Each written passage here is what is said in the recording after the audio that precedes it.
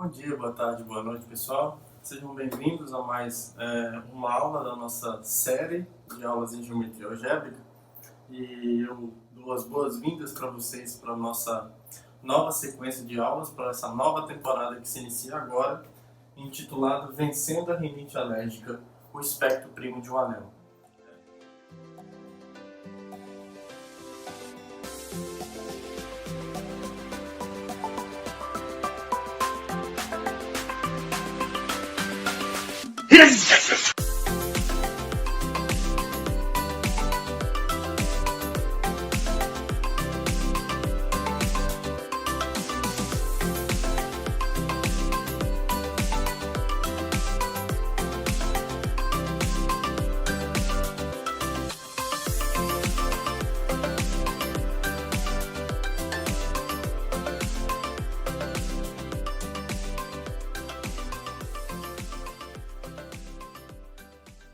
Como a piada é muito ruim, eu vou me negar a explicar ela, porque explicar a piada já torna ela ruim, e ela já é muito ruim.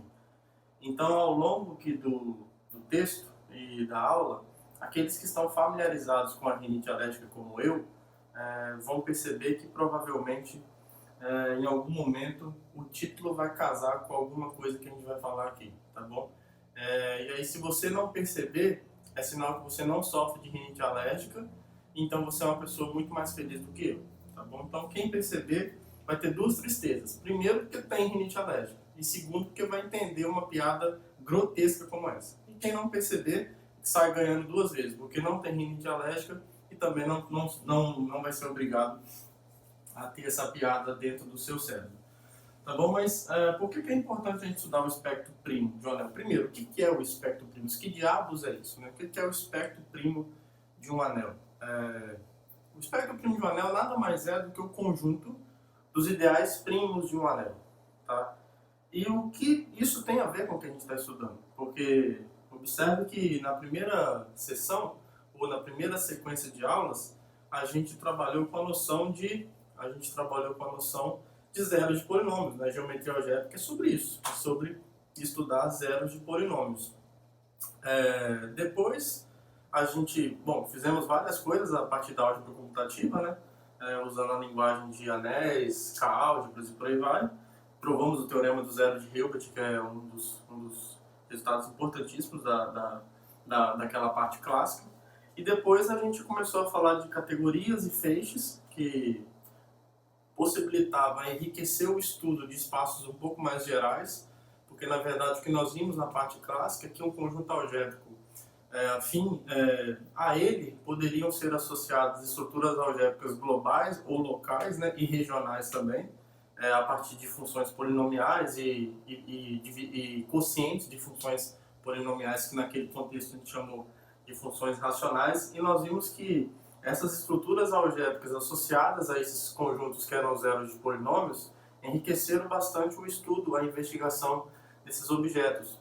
E aí, na verdade, o que nós fizemos na parte de categorias e feixes foi perceber que aquelas estruturas que nós colocamos no conjunto algébrico, elas poderiam ser extrapoladas para ambientes um pouco mais gerais, em que eu tinha um espaço topológico e eu tinha uma certa noção, nesse espaço topológico era possível associar estruturas algébricas a ele. E a gente terminou, ou a gente fez a última aula até então da segunda temporada de categorias e feixes, a gente estudou os espaços anelados, que na verdade são espaços topológicos que estão munidos de uma estrutura onde cada aberto tem um anel associado a ele, e portanto em cada ponta tem um stalk.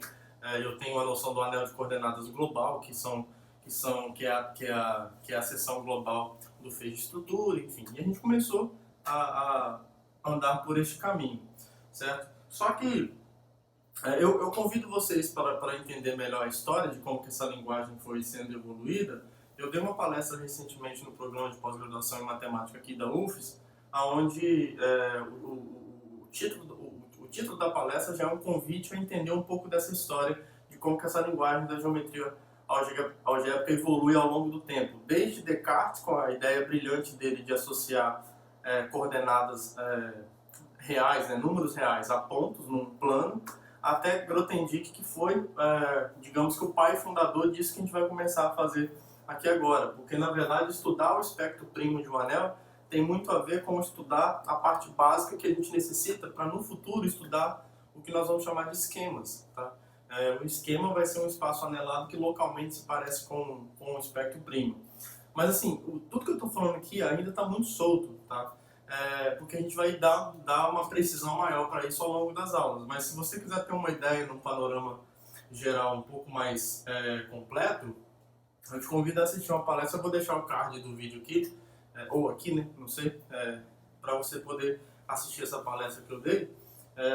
Acho que vale a pena até para você entender o contexto histórico que essas coisas se passaram, tá? Envolve a Segunda Guerra Mundial, por exemplo. Então é uma história bem legal.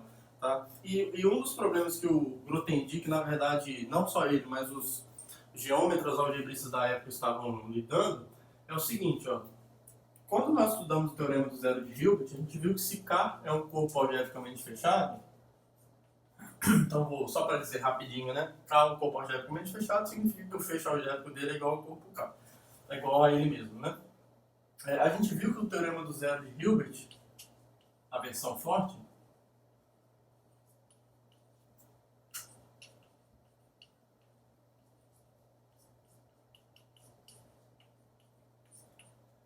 o teorema do zero de Hilbert, a versão forte dele, estabelece uma conexão entre esses dois mundos aqui, os conjuntos algébricos.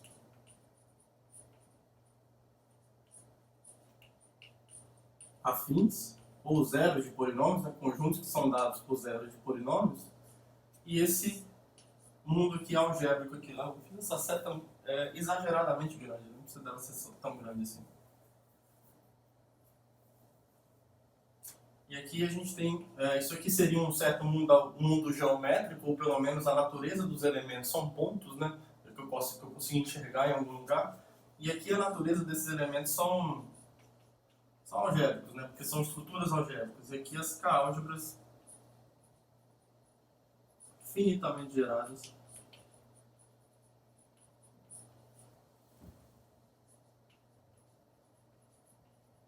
E reduzidas.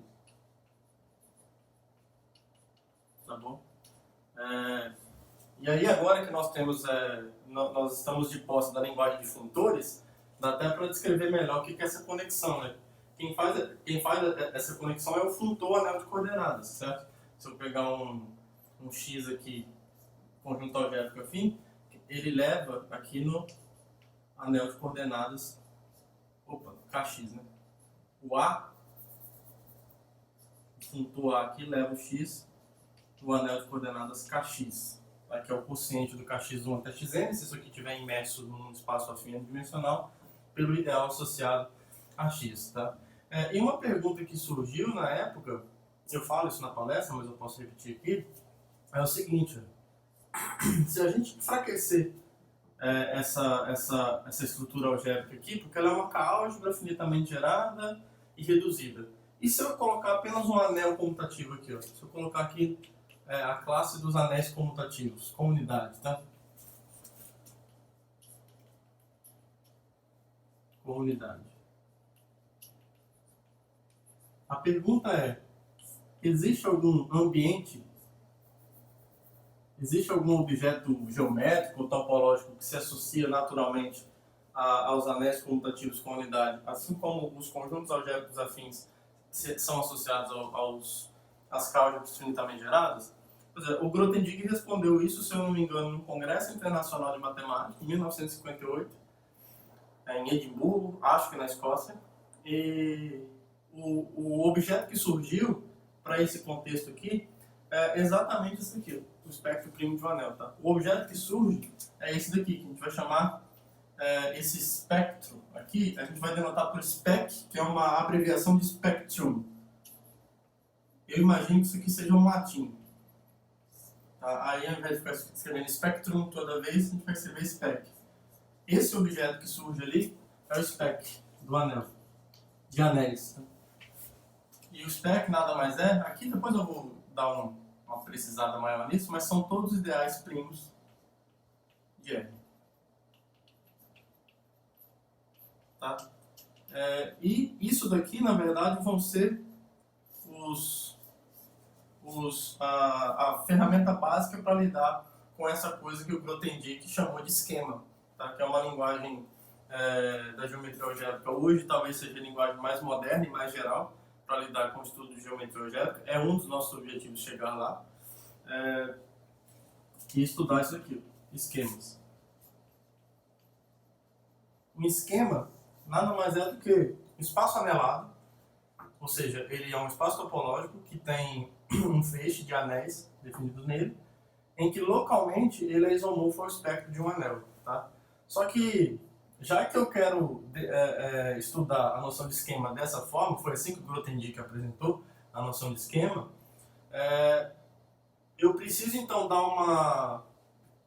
Para esse conjunto aqui, eu preciso apresentar uma topologia, já que eu quero munir esse espaço, eu quero enxergar esse espaço, construir esse espaço como um espaço anelado, eu tenho que embutir nesse espaço uma topologia, que adivinha qual vai ser o nome, né? Topologia de Francisco José. Claro que não, vai ser topologia de Zariski, porque tudo que é topologia aqui nesse contexto nós vamos chamar de topologia de Zariski. Isso é uma lei e jamais pode ser questionada.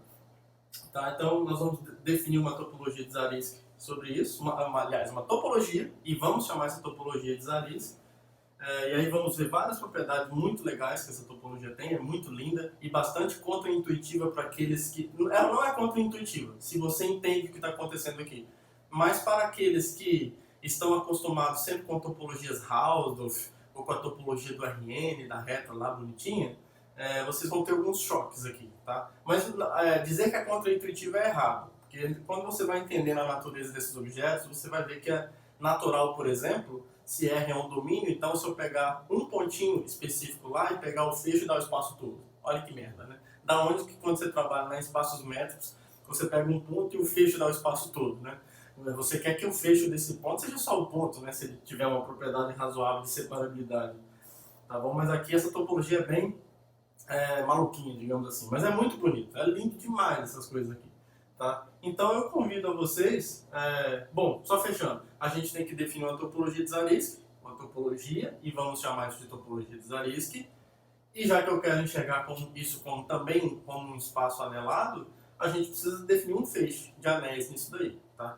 E aí vão entrar as noções de localização, enfim, por um ideal primo, então a gente vai colar essas localizações usando o limite direto que nós vimos na última temporada, vamos dizer assim, tá? Para dar uma noção para um feixe natural definido sobre esse espaço, de modo que o espectro vai ser um espaço anelado. Na verdade, vai ser um espaço que nós vamos chamar de localmente anelado, que quer dizer que os stalks desse feixe em cada ponto, além de ser um anel, é um anel local, ou seja, ele tem um único ideal maximal. E ele vai ser isomorfo também à localização do próprio anel R em relação ao ideal primo que eu estou pegando ali para stalkear, né, para perseguir. Tá bom, pessoal? Então isso aqui é só uma abertura do que vai ser digamos, essa nova temporada, tá? Eu convido vocês a assistirem ela comigo, tá bom? A estudarem ela comigo. O objetivo dessa temporada é construir o espectro primo de um anel como um espaço localmente anelado, tá? Municiar o espectro primo de um anel dessa forma como eu estou definindo, com uma topologia, e estudar de maneira bastante geral várias propriedades que essa topologia tem, e depois o objetivo para finalizar essa temporada será construir um feixe sobre esse anel, tá bom? Sobre o espectro do anel, e aí sim entender o espectro primo como um espaço anelado, e eles vão funcionar como sendo as coisas básicas que nós vamos precisar para estudar esquemas. Tá? Um esquema nada mais é do que um jeito correto de colar coisas desse tipo. Tá? Como eu disse na palestra que eu dei no PPG Mat, eu convido vocês a assistirem de novo, por mais viajante que pareça essa noção de esquema, ela também vem para resolver problemas clássicos, principalmente quando o corpo não é algebricamente fechado. Tá? Porque uma grande dúvida que se tem é quando, por exemplo, o corpo R, você tem uma geometria algébrica muito rica para o corpo dos números reais, mas os principais resultados da linguagem clássica não vão capturar coisas que estão relacionadas ao corpo dos números reais. Tá? Então, os esquemas ajudam nisso também. O que eu posso dizer mais? Acho que por enquanto é isso, sem para eu dar poucos spoilers, tá? Que eu queria só dar uma ideia geral aqui do que nós vamos fazer, mas sem dar muito spoiler para também não estragar a surpresa quando aparecer lá na frente. Outra coisa que eu posso falar também é que essa noção de esquema ela de fato generaliza a noção de conjunto algébrico afim, a noção de variedade, tá? Tem uma classe de esquemas específica que você pode ver como uma categoria, e essa categoria é equivalente às variedades sobre um corpo K ou aos conjuntos algébricos sobre um corpo K. Tá? Essa categoria dos conjuntos algébricos afins. Então, de fato, essa linguagem de esquemas que nós veremos na próxima temporada, na verdade, vai ser capaz de generalizar o que foi feito antes para os corpos algebricamente fechados. Tá bom? Então, enfim, mas eu não vou falar muito mais não para não estragar a surpresa lá na frente. Tá, pessoal? Então, esse é um vídeo mais de abertura do que vamos fazer. E a primeira aula vai ser basicamente trabalhar, vamos conseguir construir uma topologia nesse espaço e vamos dar o nome disso de topologia de Zariski, tá? Mas isso é assunto para a próxima aula, esse vídeo é só uma abertura dessa temporada, beleza? Então, um abraço para todo mundo e eu te vejo na próxima aula, onde nós vamos começar a falar dessas coisas, beleza? Um abraço, tchau, tchau. Now the world don't move to the beat of just one drum. What might be right for you